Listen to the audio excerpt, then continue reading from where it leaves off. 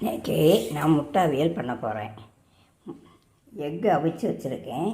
அப்புறமா அதுக்குள்ளே அரைப்பு 2 table spoon தேங்காய் திருவல், 1 டீஸ்பூன் சில்லி பவுடர், 1 டீஸ்பூன் மஞ்சள்தூள், 2 சின்ன வெங்காயம் 3 போட்டு நல்ல நைஸாக அரைச்சிருக்கேன்.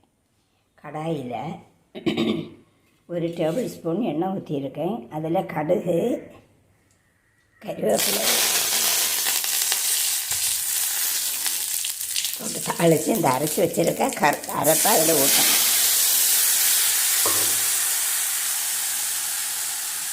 அப்புறமா இந்த எக்கு அவிச்சதையும் அதில் போடணும்.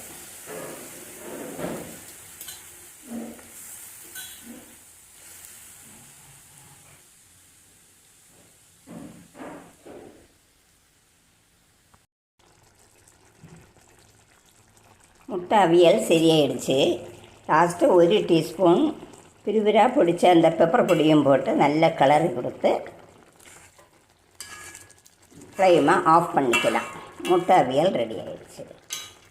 சால்ட்டெல்லாம் சரியாக இருக்கான்னு பார்த்துக்கணும்.